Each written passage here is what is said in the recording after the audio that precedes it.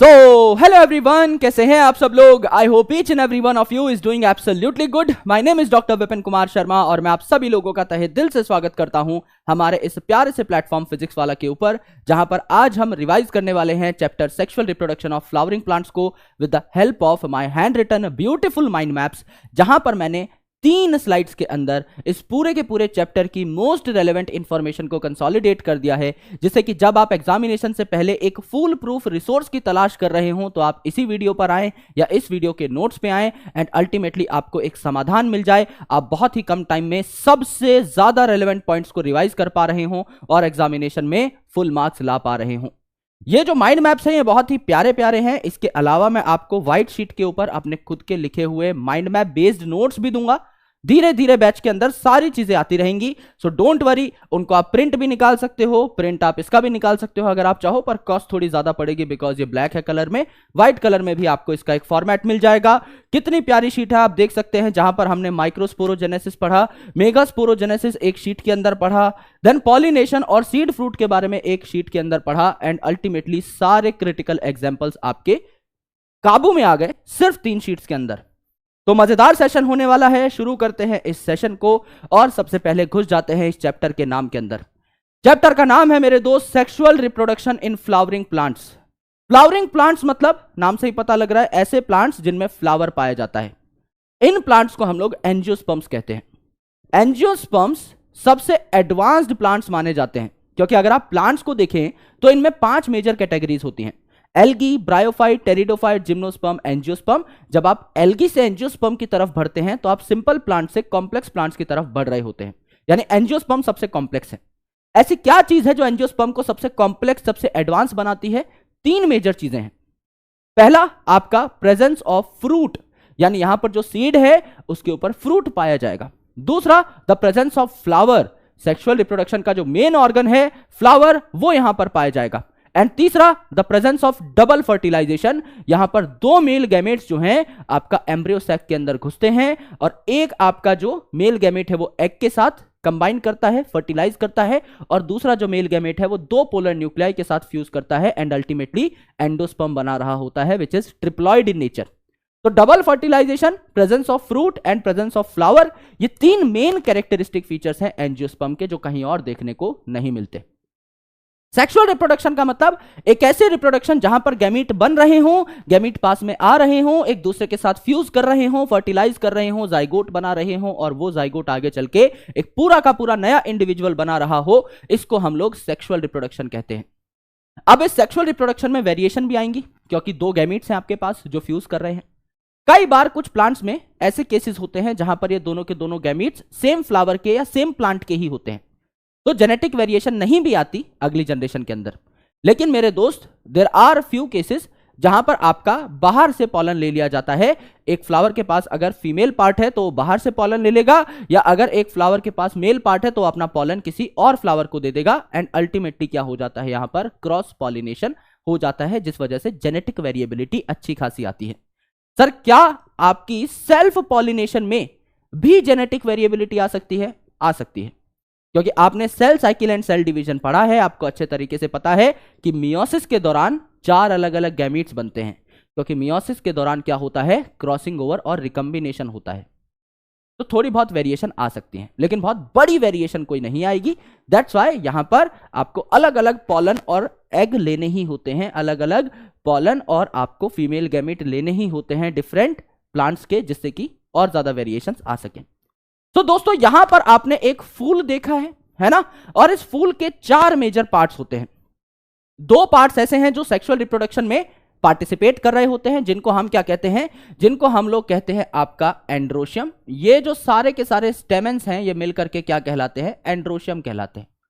तो यहां पर ये मैंने 4 बनाए हैं, चारों के चारों मिलकर के क्या कहलाएंगे, एंड्रोशियम कहलाएंगे, राइट। और इनमें से जो एक पार्ट है इसको हम क्या कहते हैं, स्टेमेन कहते हैं। और यहां पर ये जो फीमेल है, यहां पर जितनी भी पिस्टिल्स या कार्पल्स होंगी वो मिला करके गाइनोशियम बना रही होंगी। ये आपकी एक पिस्टिल या कार्पल है। तो there are 2 parts in a flower जो कि आपका सेक्सुअल रिप्रोडक्शन में हेल्प करते हैं, जिसे एंड्रोशियम और गाइनोशियम कहते हैं। एंड्रोशियम आपका मेल रिप्रोडक्टिव पार्ट है, गाइनोशियम फीमेल रिप्रोडक्टिव पार्ट है। एंड दो पार्ट्स ऐसे होते हैं फूल के जो सेक्सुअल रिप्रोडक्शन में डायरेक्टली पार्टिसिपेट नहीं करते, जिन्हें हम कहते हैं कैलिक्स और कोरोला।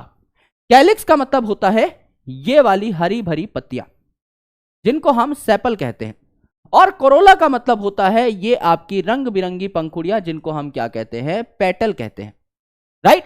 तो इस सेपल और पेटल जो है इनको कैलिक्स और कोरोला कहा जाता है रिस्पेक्टिवली। ये आपके क्या होते हैं, एक्सेसरी होल्स होते हैं एक फ्लावर के। एक्सेसरी होल्स मतलब इनका डायरेक्टली रिप्रोडक्शन में पार्टिसिपेशन नहीं है। और जो आपके एंड्रोशियम एंड गाइनोशियम है, इनको रिप्रोडक्टिव होल या फिर इनको एसेंशियल होल कहा जाता है, क्योंकि इनके बिना अगली जनरेशन नहीं आ पाएगी। ये रिप्रोडक्शन में बहुत इंपॉर्टेंट रोल अदा कर रहे होते हैं। तो अगर मैं मेल का स्ट्रक्चर देखूं तो भैया मैं यहां से क्या उठा लेता हूं, एक स्टेमन उठा लेता हूं। यह आपका एक स्टेमन है। एक जो स्टेमन है इसमें एक लंबी सी डंडी है, पतली और लंबी डंडी, यानी लॉन्ग स्लेंडर पार्ट है, जिसको हम लोगों ने क्या बोला, फिलामेंट। और ऊपर आपका बायलोब्ड स्ट्रक्चर है, ये एक लोब, ये दो लोब, कैसा स्ट्रक्चर हो गया, बायलोब्ड स्ट्रक्चर है। इस बायलोब्ड स्ट्रक्चर को हम लोग क्या कहते हैं, एंथर कहते हैं, राइट। तो एंथर और फिलामेंट मिलकर के क्या बना रहे हैं, आपका स्टेमन बना रहे हैं। एंथर एक बायलोब्ड स्ट्रक्चर है, और इस हर लोब के अंदर भी अगर आप देखें, इस हर लोब के अंदर भी अगर आप देखें तो दो आपके कंपार्टमेंट्स हैं। इस लोब के अंदर ये दो कंपार्टमेंट, इसके अंदर ये दो कंपार्टमेंट, इनको थीका कहा जाता है। तो हर लोब के अंदर भी दो थीका हैं, इसीलिए आपका एंथर को डायथीकस कहा जाता है। एक लोब के अंदर दो थीका, तो दूसरे लोब के अंदर भी दो थीका, टोटल कितनी थीका, 4 थीका। तो आपसे कोई पूछे कि पूरा एंथर कैसा है, टेट्राथीकस। कोई नॉर्मली पूछ ले एक लोब कैसा है, डायथीकस।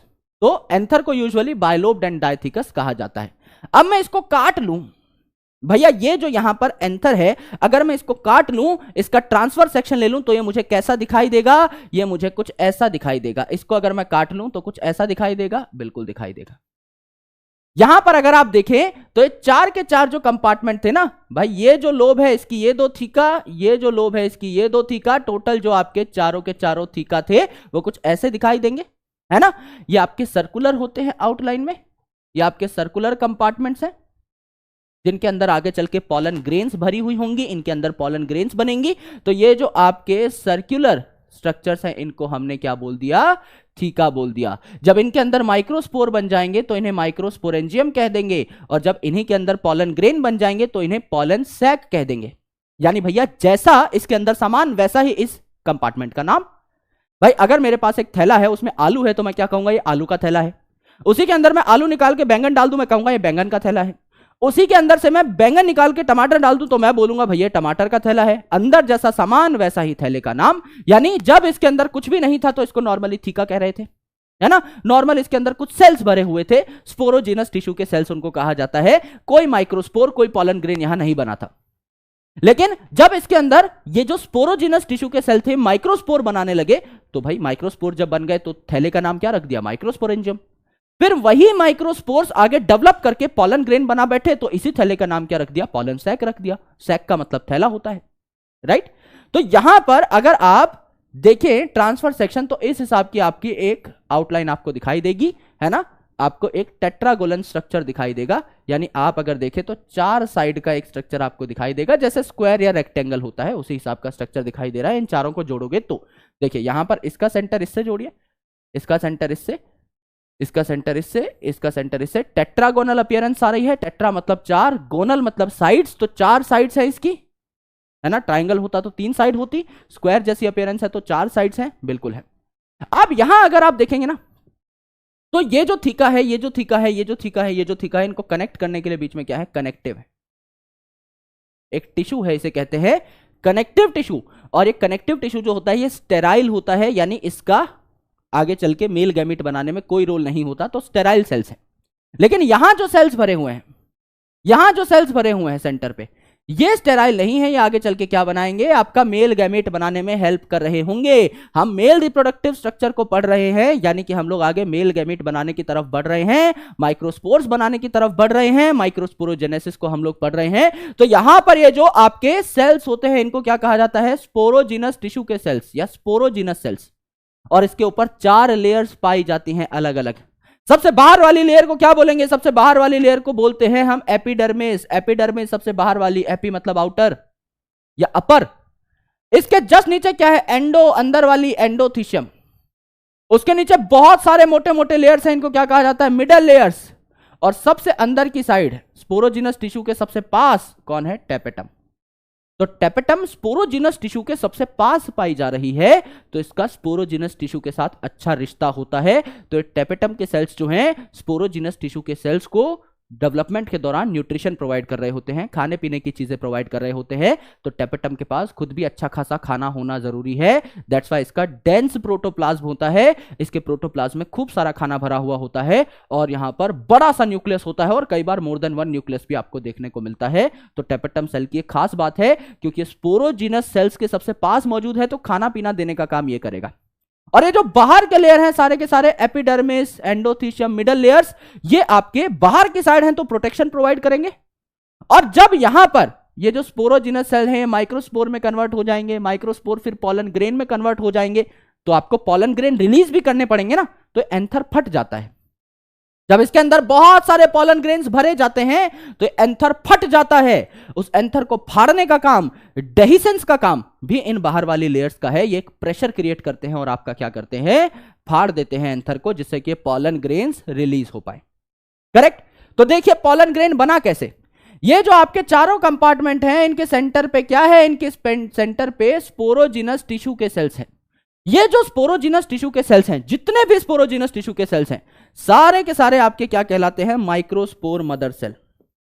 मदर सेल मतलब इनमें मियोसिस होगा, यानी ये डिप्लॉयड है, और माइक्रोस्पोर ये बना सकते हैं मियोसिस के बाद, यानी माइक्रोस्पोर बनाने वाले सेल्स को माइक्रोस्पोर मदर सेल कहा जाता है। यानी स्पोरोजिनस टिश्यू के जितने भी सेल्स हैं सारे ही माइक्रोस्पोर मदर सेल हैं, सारे ही माइक्रोस्पोर बना सकते हैं, यानी कि वो सारे ही आगे चल के माइक्रोस्पोर से डेवलप होकर के पॉलन ग्रेन्स बना सकते हैं।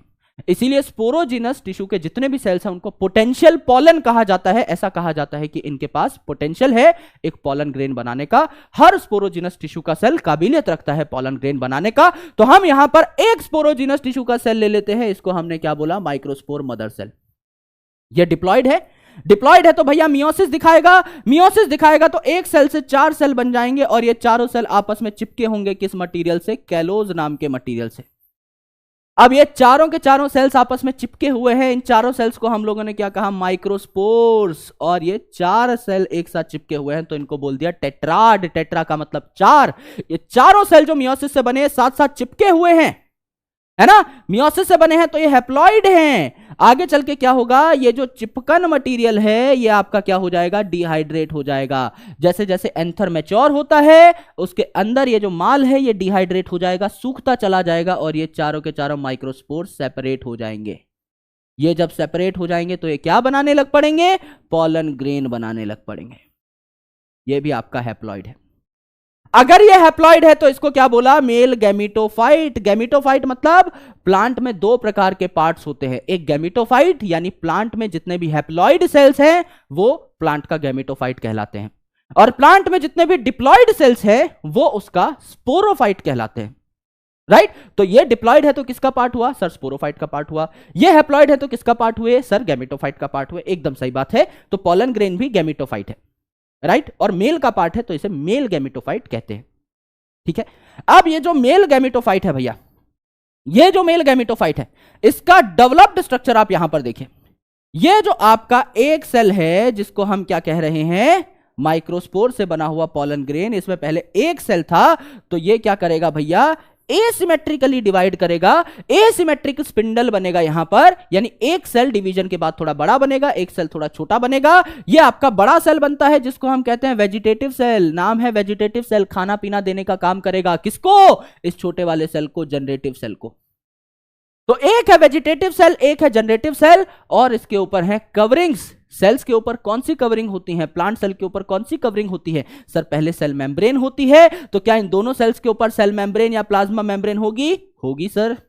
इसके ऊपर सेल वॉल होती है। सेल वॉल किसकी बनती है, आपका सेल्यूलोज, हेमी सेल्यूलोज और पेक्टोज की बनती है। यस। तो इस सेल वॉल को क्या बोल दिया हमने, इंटाइन बोल दिया, अंदर वाली लेयर बोल दिया, सेल्यूलोज और पेक्टोज की बनी हुई है।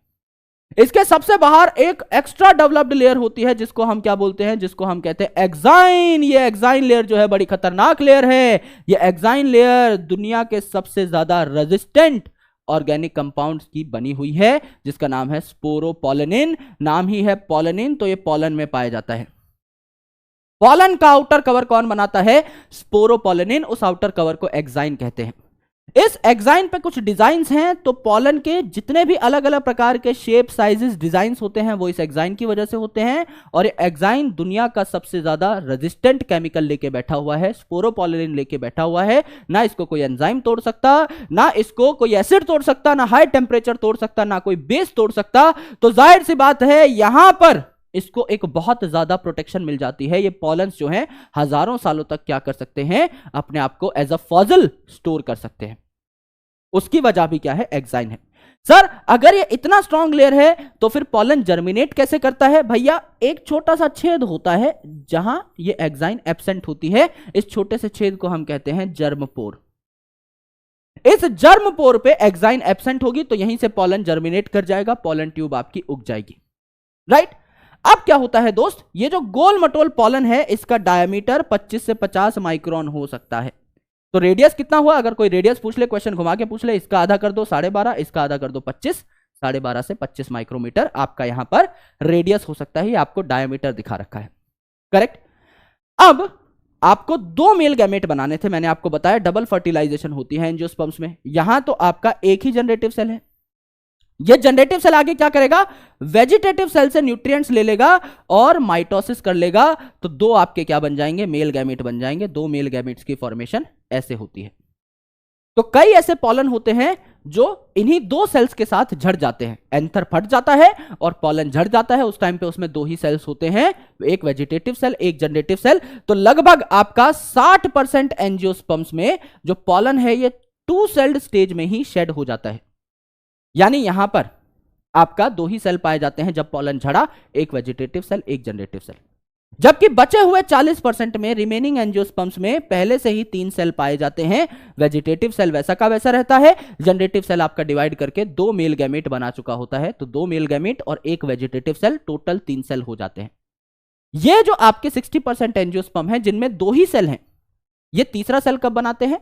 जब ये फीमेल की बॉडी तक पहुंच जाते हैं, जब ये फीमेल की स्टिग्मा पे पहुंच जाते हैं और पॉलन ट्यूब जर्मिनेट हो जाती है, उस टाइम पर ये आपका जनरेटिव सेल जो है ये डिवाइड करके 2 मेल गैमेट बनाएगा।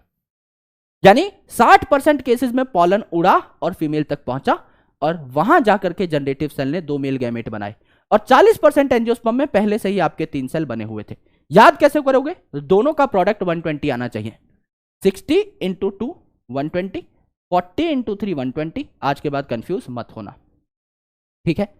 ये जो पॉलन है मेरे दोस्त, इसमें न्यूट्रिएंट भी होते हैं कई सारे। इसीलिए ये जो पॉलन है ये आपका कई कंट्रीज में, कई वेस्टर्न कंट्रीज में कंज्यूम किया जाता है फॉर न्यूट्रिशन, है ना? इंसान भी खाते हैं और रेस हॉर्सेस को, एथलीट्स को भी खिलाया जाता है जिससे कि उनकी परफॉर्मेंस बूस्ट हो सके।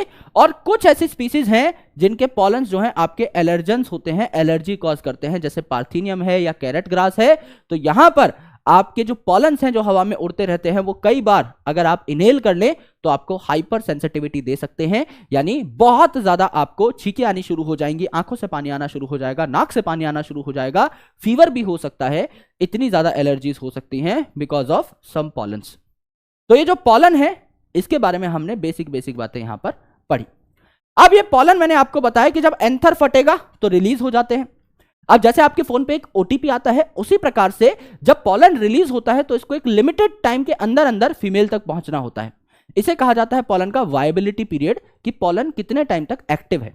उसके बाद पॉलन एक्टिव नहीं रहता, उसके बाद उसकी जर्मिनेशन करने की कैपेसिटी नहीं रहती। तो पॉलन एक्टिव कितने टाइम तक रहता है, ये चीज आपकी बहुत वेरिएबल है, टेम्परेचर और ह्यूमिडिटी पे डिपेंड करती है। जैसे कि आपका वीट के अंदर और राइस के अंदर जब पॉलन झड़ा है मेरे दोस्त, उसके 30 मिनट के अंदर अंदर इसको फीमेल तक पहुंचना होगा। और रोजेसी, सोलेनेसी और लेग्यूमिनेसी, रोजेसी मतलब रोज की फैमिली, सोलेनेसी आलू बैंगन की फैमिली, लेग्यूमिनेसी आपका लेग्यूमिनस प्लांट की फैमिली, पी और बीन की फैमिली, इनमें आपका कई मंथ्स तक पॉलन एक्टिवेट रह सकता है। तो आराम से भी पहुंचे फीमेल तक तो कोई दिक्कत आपकी नहीं है। तो हमने सबसे पहले क्या किया, हमने मेल गैमीट बना लिया। भाई एक फ्लावर है, उसमें मेल पार्ट है जिसको हम लोगों ने क्या कहा, स्टेमन कहा। इस स्टेमन के 2 पार्ट हैं, आपका एंथर और फिलामेंट। एंथर जो है इसमें 2 लोब हैं और हर लोब में 2-2 थीका है, यानी टोटल 4 कंपार्टमेंट है। तो 4 गोले हम लोगों ने बना दिए, जिनको हम लोग प्यार से क्या कह रहे हैं, थीका कह रहे हैं। जब इनके अंदर स्पोरोजिनस सेल्स हैं, बाद में जब इनमें माइक्रोस्पोर बन जाएंगे तो इन्हें माइक्रोस्पोरेंजिया कह देंगे। उसके बाद जब इनमें पॉलन ग्रेन्स बन जाएंगे तो इनको पॉलन सैक कह देंगे। एक ही बात है भैया, कुछ भी कह लो, आपकी मर्जी है। जिस हिसाब से चीजें डेवलप होती रहेंगी उसी हिसाब से इन कंटेनर्स का नाम भी चेंज होता रहेगा। करेक्ट है, एकदम करेक्ट है सर। इसके बाद अगर आप देखें तो ये जो स्पोरोजिनस सेल्स हैं, इन सारे सेल्स के अंदर पोटेंशियल होता है पॉलन बनाने का, इसीलिए इनको पोटेंशियल पॉलन कहा जाता है। एक स्पोरोजिनस सेल को पकड़िए, ये आपका डिप्लॉयड होगा क्योंकि इसे पॉलन मदर सेल कह रहे हैं, या माइक्रोस्पोर मदर सेल कह रहे हैं, या पोटेंशियल पॉलन कह रहे हैं, यानी इसमें मियोसिस की ताकत है, यानी ये डिप्लॉयड होगा। हैप्लॉयड सेल में मियोसिस नहीं हो सकती, तो ये डिप्लॉयड सेल है, इसमें मियोसिस हुई तो 4 सेल बने। ये 4 सेल आपस में चिपके रह गए कैलोज की मदद से। ये 4 सेल जब आपस में चिपके हुए हैं तो इन्हें क्या है, माइक्रोस्पोर टेट्राड। और जब एंथर आपका मैच्योर हुआ, डिहाइड्रेट हुआ, तो ये चारों के चारों माइक्रोस्पोर सेपरेट हो गए, तो इन्हें हमने क्या कहा, मैच्योर्ड माइक्रोस्पोर्स यानी पॉलन ग्रेन्स। और इन पॉलन ग्रेन्स में फिर एसिमेट्रिक डिवीजन हुई, तो 2 सेल बने, बड़ा वेजिटेटिव सेल, छोटा जनरेटिव सेल, और उसके बाद जनरेटिव सेल ने भी माइटोसिस करी और 2 इक्वल मेल गैमेट्स बना लिए। ऐसे मेल गैमेट आपका बनता है। अब हमें आगे चल के क्या बनाना है, फीमेल गैमेट बनाना है, तभी जाकर इन दोनों गैमेट्स का हम लोग मिलन करवा पाएंगे और आपका सेक्सुअल रिप्रोडक्शन करा पाएंगे। तो ये वही आपका फूल है जहां पर हमने फीमेल पार्ट को ले लिया, जहां पर लैंडिंग प्लेटफॉर्म जो है, जहां पर पॉलन आकर के उड़ के लैंड करता है, ये है स्टिग्मा। फिर यहां पे पॉलन ट्यूब जो उगती है, ये है आपका स्टाइल, लंबी सी ट्यूब, और है आपकी ओवरी, गोल मटोल निचला पार्ट ओवरी। इस ओवरी की जो कैविटी है, इसको हम लोगों ने कहा ओवेरियन कैविटी या ओवेरियन लॉक्यूल। और इस ओवेरियन कैविटी या ओवेरियन लॉक्यूल के अंदर क्या पाया जाता है, आपका प्यारा सा प्लेसेंटा पाया जाता है। ह्यूमन में भी आपने प्लेसेंटा सुना हुआ है, राइट। मदर को बेबी से जो कनेक्ट करने वाला पार्ट है, बेबी तक न्यूट्रिशन पहुंचाने वाला, उसका एक्सक्रीटरी मटेरियल रिमूव करने वाला, बेबी तक ऑक्सीजन पहुंचाने वाला जो पार्ट है, that is called as placenta. It's a link between mother and baby. Similarly यहां पर अगर आप देखें तो ये आपकी ओवरी है और इसके ऊपर क्या है, ओव्यूल है ना। तो ये ओव्यूल कहां पाया जाता है, आपका प्लेसेंटा पे पाया जाता है, राइट। इसी चीज को थोड़ा सा गौर से देखिए, ये है आपका प्लेसेंटा और प्लेसेंटा के ऊपर ये है आपका ओव्यूल, है ना। इस ओव्यूल का स्ट्रक्चर डिटेल में कुछ ऐसा दिखाई देता है। ये जो ओव्यूल है मेरे दोस्त, है ना, इतना जो पार्ट है ये है आपका ओव्यूल, इतना जो गोल में पार्ट है यह आपका ओव्यूल।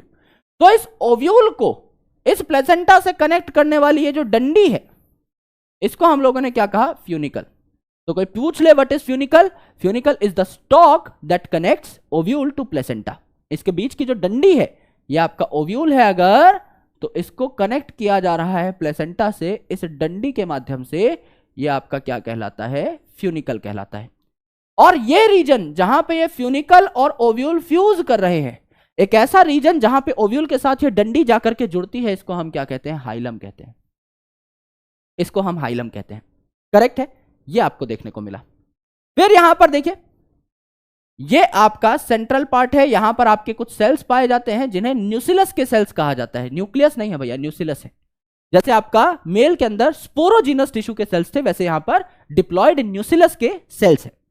न्यूसिलस के सेल्स के बाहर 2 कवरिंग है भैया, एक है आपकी इनर कवरिंग और एक है आपकी आउटर कवरिंग। कवरिंग का मतलब होता है इंटेग्यूमेंट्स, तो यहां पर इसे कहा जाता है inner integument and outer integument, ठीक है। यहां पर ये जो न्यूसिलस के सेल्स हैं, है ना, यहां पर ये जो इंटेग्यूमेंट्स है ना, दोनों इंटेग्यूमेंट्स, दोनों लेयर्स, ये एब्सेंट है। तो यहां पर एक गैप है, this gap is called as micropyle. Micro मतलब छोटा, पाइल मतलब छेद, तो एक छोटा सा छेद जैसा नजर आता है जिसे माइक्रोपाइल कहते हैं। और इसके पीछे ये जहां पर दोनों के दोनों इंटेग्यूमेंट प्रेजेंट है, इसे कहा जाता है चलाजा। तो this is micropylar and, this is chalazal end, है ना। ये आपको देखने को मिला। अब यहां पर जो आपका न्यूसिलस का सेल है, एक न्यूसिलस का सेल इस माइक्रोपाइलर एंड का, वो बोलता है भैया मैं जो हूं फीमेल गैमेट बनाने के लिए सक्षम हूं, मुझे फीमेल गैमेट बनाने दिया जाए, मुझे एम्ब्रियो सैक बनाने दिया जाए। तो बाकी सारे सेल समर्थन करते हैं, क्योंकि एक ही न्यूसिलस का सेल आपका यूजुअली एम्ब्रियो सैक बनाता है। तो उसे बोला जाता है यार तुम ही फीमेल गैमेट बनाओ, तुम ही हो हमारे कर्ता धर्ता, तुम ही हो, अब तुम ही हो, है ना। तो यहां पर क्या कर दिया जाता है, इसको कहा जाता है आप सेंटर पे जाके डिवीजन शुरू करिए। तो एक न्यूसिलस का सेल है, ये सेंटर पे आ गया, और ये न्यूसिलस का सेल है डिप्लॉयड, तो इसने मियोसिस शुरू कर दी। मियोसिस शुरू कर दी तो भैया 4 सेल बनेंगे आपके, फीमेल के अंदर जो 4 सेल बने, मेल के अंदर टर्म यूज की जाती है माइक्रो, फीमेल के अंदर टर्म की जाती है मेगा यूज। तो यहां पर क्या हो गया, मेगा टर्म यूज की जाएगी, मेल में माइक्रोस्पोर्स बन रहे थे, यहां पे अगर न्यूक्लियस का जो सेल है, डिप्लॉयड सेल, जो मेगास्पोर मदर सेल की तरह बिहेव कर रहा है, ये जब मियोसिस करेगा तो 4 मेगास्पोर्स बन जाएंगे। 4 मेगास्पोर्स में से 3 आपके क्या हो जाते हैं भैया जी, डीजनरेट हो जाते हैं, और सिर्फ एक ही आपका डेवलप करता है। इसे कहा जाता है मोनोस्पोरिक डेवलपमेंट। एक ही स्पोर डेवलप कर रहा है, मोनो मतलब एक, स्पोरिक मतलब स्पोर, मोनोस्पोरिक डेवलपमेंट। 4 में से 3 डीजनरेट हो गए, सिर्फ एक ही डेवलप कर रहा है, मोनोस्पोरिक डेवलपमेंट है भैया यहां पर। करेक्ट, एकदम सही है सर। मोनोस्पोरिक डेवलपमेंट क्यों करी सर, एक सेल ही यहां पर था, यहां पे 4 सेल बना के 3 डीजनरेट कर दिए, एक सेल ही बचा। तो फायदा क्या हुआ, फायदा ये हुआ कि ये वाला जो एक सेल था ये डिप्लॉयड था, वो वाला जो एक सेल है वो हैप्लॉयड है, गैमीट तो हैप्लॉयड ही बनाओगे ना, इसीलिए आपको चाहे एक ही सेल की जरूरत हो, मियोसिस से बनेंगे तो 4 सेल, 3 बाद में डीजनरेट कर दो, उनकी एनर्जी बचा लो, बाद में फ्री न्यूक्लियर डिवीजन होने लग जाते हैं दोस्त। यानी ये जो एक न्यूक्लियस है आपका इस फंक्शनल मेगास्पोर में, ये डिवाइड करेगा, 2 न्यूक्लियस बना लेगा, दोनों न्यूक्लियस अपोजिट पोल पे, 2 न्यूक्लियस 4 न्यूक्लियस बना लेंगे, चारों न्यूक्लियस अपोजिट पोल पे, 4 न्यूक्लियस 8 न्यूक्लियस बना लेंगे, 8 न्यूक्लियस अपोजिट पोल पे। इसको कहा जाता है एम्ब्रियो सैक।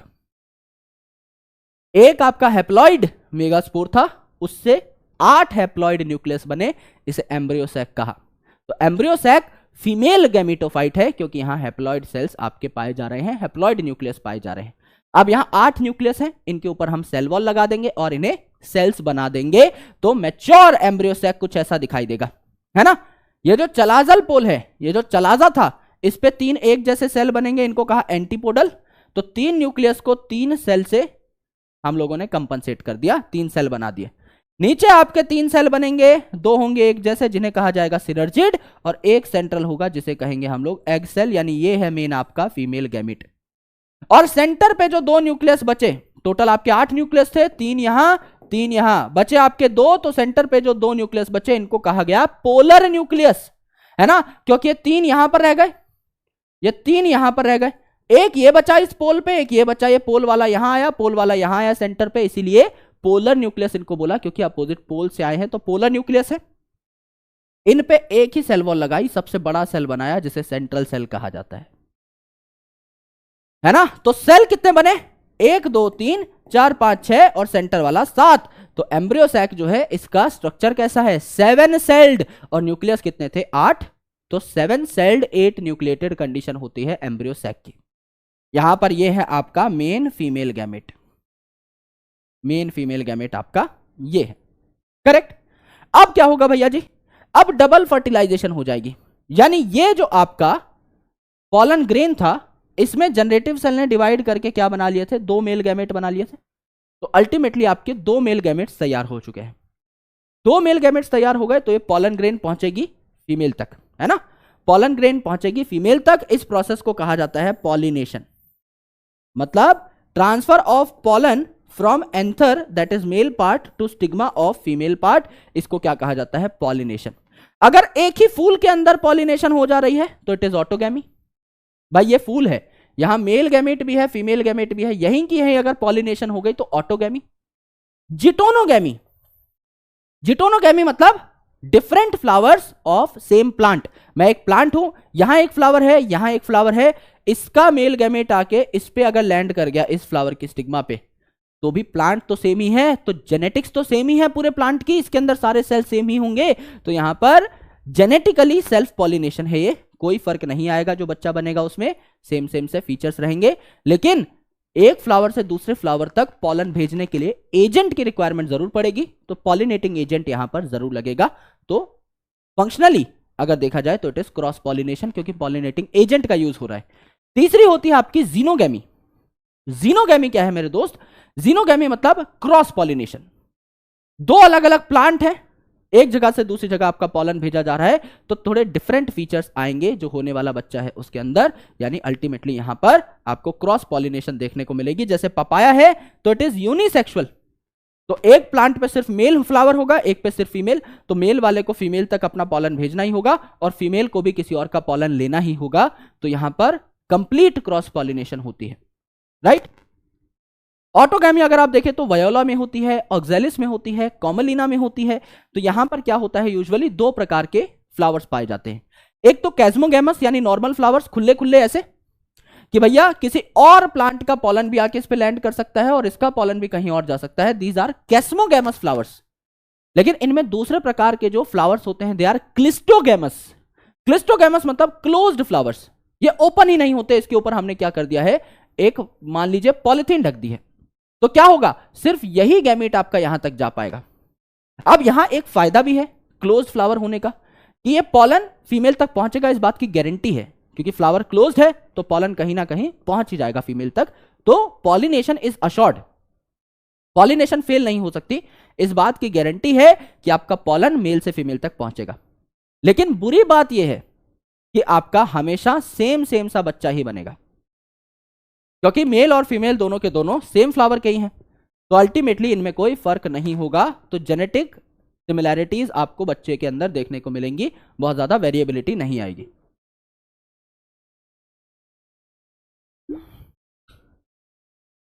राइट, ये बात है।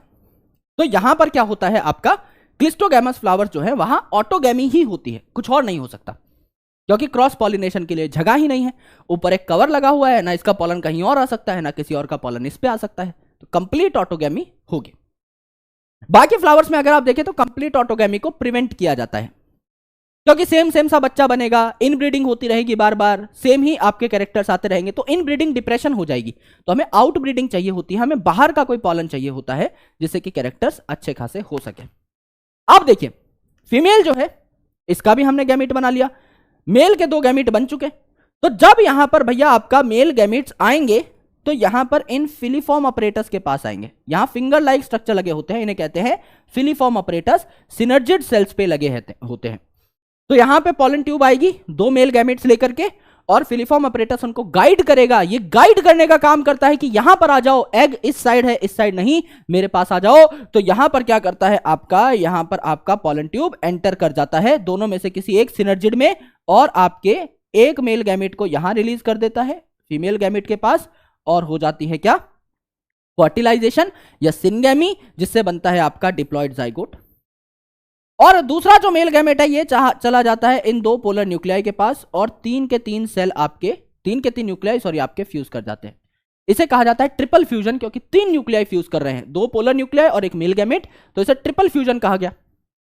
ये ट्रिपल फ्यूजन जो है it is second type of fertilization, इसीलिए डबल फर्टिलाइजेशन बोला। एक तो सिनगैमी हो रही है, मेल और फीमेल गैमेट का फ्यूजन जिससे जाइगोट बना, और दूसरा आपका क्या बन रहा है, यहां पर 3 न्यूक्लियाई फ्यूज कर रहे हैं, तो आपका क्या बन रहा है, ट्रिप्लॉइड न्यूक्लियस बन रहा है, जिसको हमने बोला प्राइमरी एंडोस्पर्म न्यूक्लियस, जो आगे चल के एंडोस्पर्म बनाएगा।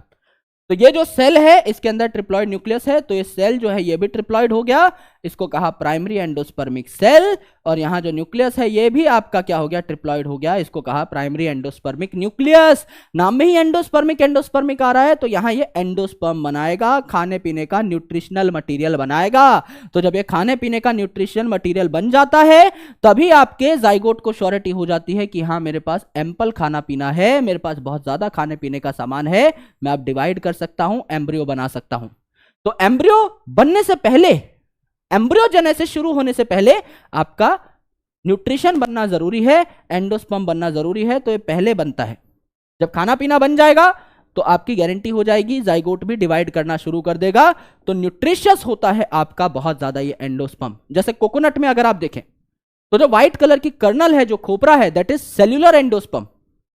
वहां क्या होता है, ये जो प्राइमरी एंडोस्पर्मिक सेल है ये डिवाइड करने लग जाता है, तो काफी सारे ट्रिप्लॉइड सेल्स हैं। और जो नारियल का पानी है that is free nuclear endosperm, यहां पर जो ट्रिप्लॉइड न्यूक्लियस है सिर्फ ये न्यूक्लियस डिवाइड करता रहता है और आपका सेल डिवाइड नहीं करता, तो बहुत सारे फ्री न्यूक्लियस हो जाते हैं, तो इसको हम क्या कहते हैं, फ्री न्यूक्लियर एंडोस्पर्म, जो कि नारियल के पानी में हमको देखने को मिलते हैं। तो दोनों चीजें होती हैं, दैट्स व्हाई नारियल पानी बहुत ज्यादा न्यूट्रिशियस माना जाता है। अब ये जो डिप्लॉइड जाइगोट है ये भी डिवाइड करेगा, पहले गोल मटोल ग्लोबुलर एम्ब्रियो बनाएगा, ग्लोबुलर गोलू एम्ब्रियो, फिर हार्ट शेप एम्ब्रियो बनाएगा। इसकी शेप हार्ट जैसी इसीलिए होती है जिससे कि यहां से 2 कॉटिलिडन अराइज कर सके, और बाद में मैच्योर एम्ब्रियो ये बना लेगा। तो हार्ट शेप एम्ब्रियो बनता है, यानी दोनों कॉटिलिडन बनाने की कैपेसिटी आपकी इस एम्ब्रियो के पास थी। लेकिन मोनोकॉट्स में एक ही कॉटिलिडन बनता है, तो सारा का सारा ध्यान आप एक साइड शिफ्ट कर देते हो, एक कोटिलिडन को बहुत बड़ा बनाते हो और दूसरा एकदम छोटा हो जाता है, दिखाई भी नहीं देता, उसे एपीब्लास्ट बोल देते हैं कि हाँ भाई यहां कोई कोटिलिडन बनना था पर बन नहीं पाया। और डाइकॉट में दोनों कोटिलिडन बराबर बनते रहते हैं, जैसे कि आप यहां पर शक्ल देखिए, यह आपका डाइकॉट का एम्ब्रियो है, तो यहां पर डाइकॉट में दोनों के दोनों कोटिलिडन बराबर बने। जबकि यहां पर ये मोनोकॉट का कोटिलिडन है, तो यहां पर आपका देखिए एक कोटिलिडन तो बड़ा बना, स्क्यूटेलम शील्ड शेप, ढाल जैसा, जैसे इस स्ट्रक्चर को बचा रहा हो ढाल जैसा, और एपीब्लास्ट ये दूसरा कोटिलिडन, इसके पास न्यूट्रिशन गया ही नहीं, एकदम छुटका सा छोटा सा रह गया। ठीक है, तो यहां पर आपका इस प्रकार से डिवीजन होता है। अब ये जो पॉलिनेशन है, जो हमने बोला कि मेल गैमेटोफाइट को फीमेल तक पहुंचाना है, ये पॉलिनेशन अलग अलग एजेंट से होती है ना। या तो आपके बायोटिक एजेंट हो सकते हैं, यानी लिविंग ऑर्गेनिज्म, जिनमें बी सबसे ज्यादा डोमिनेटिंग है, मक्खी सबसे ज्यादा डोमिनेटिंग है। इसके अलावा और भी ऑर्गेनिजम्स क्या कर सकते हैं, पॉलिनेशन करा सकते हैं। जैसे कि बी के अलावा और भी चीजें हैं, आपका बटरफ्लाई है, मोथ है, वास्प है, बड़े बड़े एनिमल्स हैं, जैसे कि आपका लंगूर है, आपका रैट है, इनफैक्ट आपके कुछ स्नेक्स हैं, आपके लिजर्ड्स हैं, ये सारे क्या करा सकते हैं, पॉलिनेशन करा सकते हैं, पॉलन को एक जगह से दूसरी जगह लेके जाते हैं। तो बी है, लेट से किसी फ्लावर पे बैठी है ना, नेक्टर पीने आई या पॉलन खाने आई या सुगंधी लेने आई या नज़ारे देखने आई फूल के, तो उसको आइडिया लग गया कि हाँ यार यहाँ पर मैं बैठ सकती हूँ, यहाँ पे वातावरण मस्त है। उस दौरान क्या होते हैं, आपके स्टिकी पॉलन्स जो होते हैं वो बी के पीछे गिर जाते हैं, उसकी बॉडी पे गिर जाते हैं।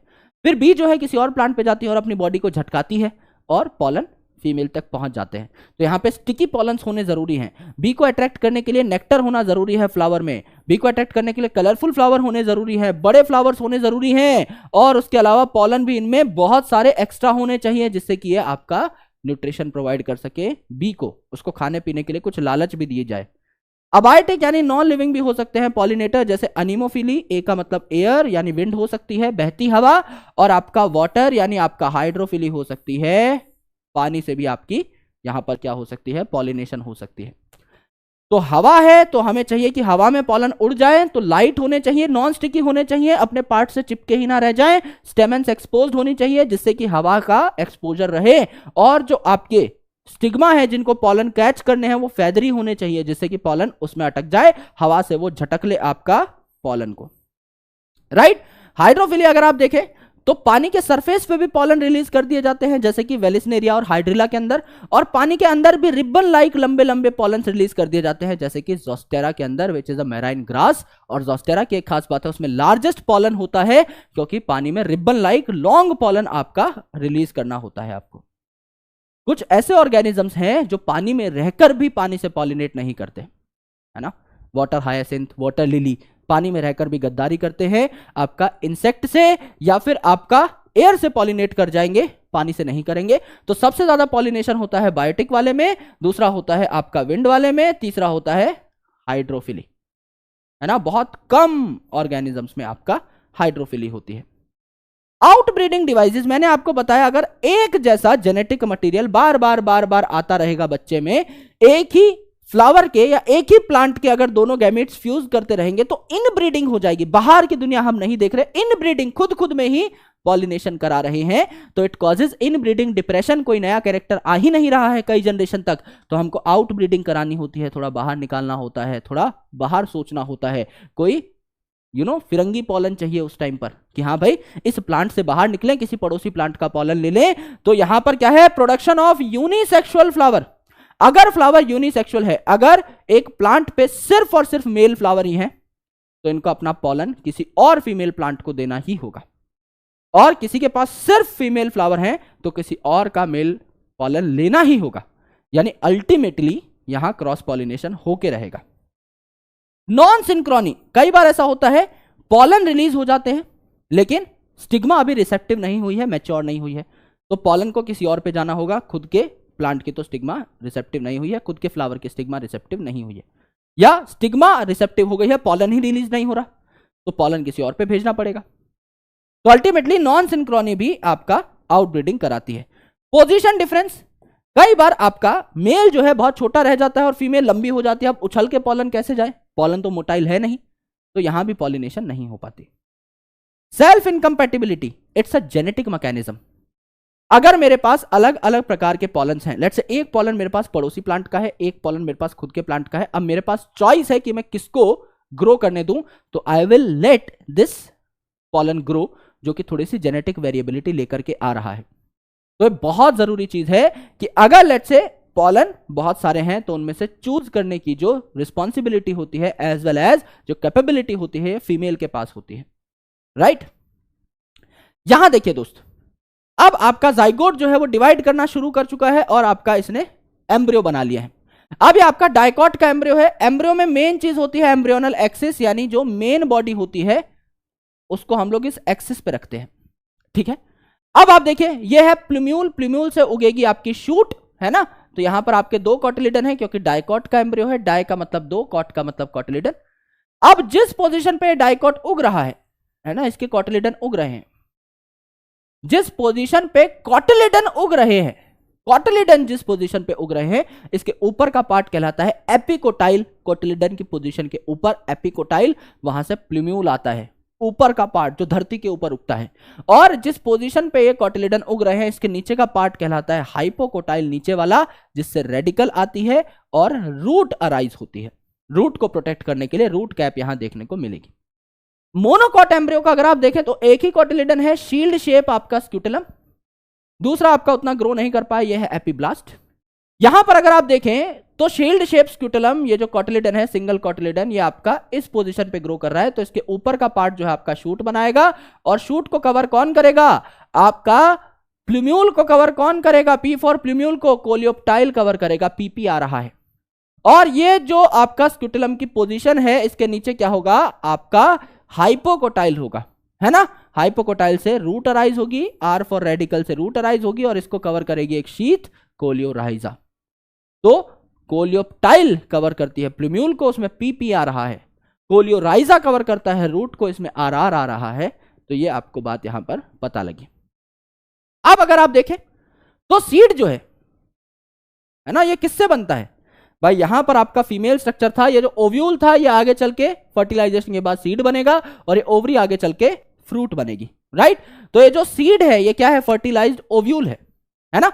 और इस ओव्यूल के ऊपर दो कवरिंग थी, इनर इंटेग्यूमेंट और आउटर इंटेग्यूमेंट। तो ये ओव्यूल तो सीड में कन्वर्ट हो गया, तो इसकी जो इंटेग्यूमेंट्स हैं किस में कन्वर्ट हो जाएंगी, सीड कोट में। इनर वाली आपकी हो जाएगी टेगमेन, आउटर वाली हो जाएगी आपकी टेस्टा। तो आउटर वाली हो जाएगी आपकी टेस्टा, इनर वाली हो जाएगी टेगमेन। अब जब एम्ब्रियो डेवलप कर रहा होता है तो उसके पास एंडोस्पर्मिक मटेरियल है खाने पीने के लिए। तो कई बार ऐसा होता है कि कई एम्ब्रियो डिवीजन के दौरान, डेवलपमेंट के दौरान सारा एंडोस्पर्म खा लेते हैं, तो सीड में एंडोस्पर्म बचता ही नहीं है। ऐसे सीड्स को कहा जाता है नॉन एल्ब्यूमिनस या नॉन एंडोस्पर्मिक सीड्स। और कुछ ऐसे होते हैं जो कंजूस होते हैं, ज्यादा खर्चीले नहीं होते, कम एंडोस्पर्म खा के भी काम चला लेते हैं, अपना एम्ब्रियोनिक डेवलपमेंट कर लेते हैं, तो कुछ एंडोस्पर्म उनके सीड में बच भी जाता है। इन्हें कहा जाता है एल्ब्यूमिनस या एंडोस्पर्मस सीड। जैसे ज्यादातर जो मोनोकॉट्स हैं इनमें एंडोस्पर्म होता है, जैसे कि वीट के अंदर, मेज के अंदर, है ना। एक आधा एक्सेप्शन है जैसे कैस्टर जो कि डाइकॉट है जिसमें एंडोस्पर्म होता है, एंड ज्यादातर डाइकॉट में एंडोस्पर्म नहीं होता, है ना।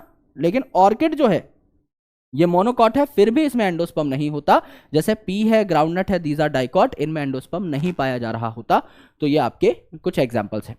अब सीड तो ओव्यूल की फर्टिलाइजेशन से बना, ओवरी के फर्टिलाइजेशन से क्या बना, आपका फ्रूट बना। तो तीन प्रकार के फ्रूट हैं, एक तो सच्चा फ्रूट जो ओवरी से बना, दैट इज मैंगो, नॉर्मली जो आप फ्रूट्स खाते हो। आपका फॉल्स फ्रूट जो ओवरी के अलावा किसी पार्ट से बन गए, जैसे कि थैलेमस से, जैसे काजू है, स्ट्रॉबेरी है, एप्पल है, तो these are false fruit. And parthenocarpic fruits जिनमें फर्टिलाइजेशन नहीं होती, फर्टिलाइजेशन नहीं हुई है, तो आपका सीड नहीं होता इन फ्रूट्स में यूजुअली, जैसे कि बनाना। और सीडलेस ग्रेप्स जो कि आजकल मार्केट में कमर्शियलाइज होने लगे हैं, तो जब भी आपको सीड हटाना होता है तो आप पार्थेनोकार्पिक फ्रूट्स बनाते हो, पार्थेनोकार्पिक फ्रूट्स तैयार करते हो।